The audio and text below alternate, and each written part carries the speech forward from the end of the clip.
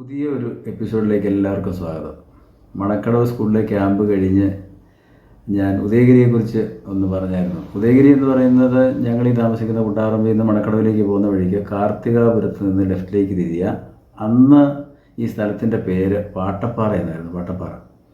ഈ പാട്ടപ്പാറയിൽ നിന്ന് ചേളാംകൊച്ചിയിലേക്ക് പോകുന്ന വഴിക്ക് അരിവിളഞ്ഞ പോയിൽ തൊണ്ടി വീണകുണ്ട്, ശാന്തിപുരം, ഇങ്ങനെയൊക്കെ കുറച്ച് സ്ഥലങ്ങളുണ്ട്. അതിൽ ഈ പറഞ്ഞ ഏതോ ഒരു സ്ഥലത്ത് നിന്ന് കുറച്ച് മുകളിലേക്ക് കയറുന്ന ഭാഗത്ത് എൻ്റെ ഫാദർ ആ കാലത്ത് കുറച്ച് തടിക്കച്ചവടം നടത്തുന്നുണ്ടായിരുന്നു. അവിടെ കുറച്ച് മരങ്ങൾ കച്ചവടം ചെയ്തു. അന്ന് ഈ സ്ഥലത്തിൻ്റെ ഉടമസ്ഥനുമായിട്ടുള്ള എഗ്രിമെൻ്റ് എന്താണെന്ന് വെച്ചാൽ ആ സ്ഥലത്തേക്ക് വഴിയില്ല.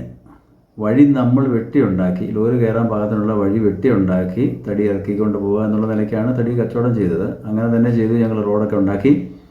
അപ്പോൾ അവിടെ പണിക്കാർക്ക് താമസിച്ച് തടി വെട്ടുന്നതിനായിട്ട് അവിടെ ഒരു ആല ഉണ്ടാക്കി. ആല എന്ന് പറയുമ്പോൾ ചെറിയൊരു താൽക്കാലിക ഷെഡ്. അവിടെ ഭയങ്കര തണുപ്പാണ്.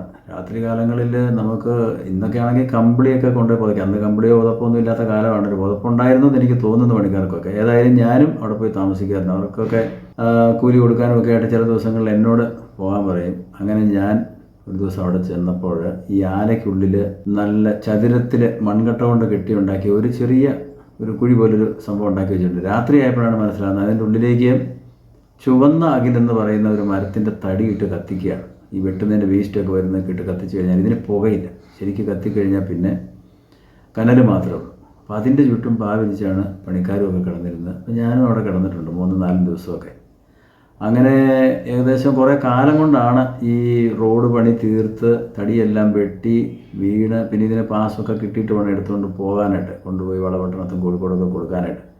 അങ്ങനെ പലതവണ എനിക്ക് അവിടെ പോകേണ്ടി വന്നിട്ടുണ്ട്, അവിടെ പോയി കിടക്കേണ്ടി വന്നിട്ടുണ്ട്. അത്തരം അനുഭവങ്ങൾ അടുത്ത എപ്പിസോഡിൽ.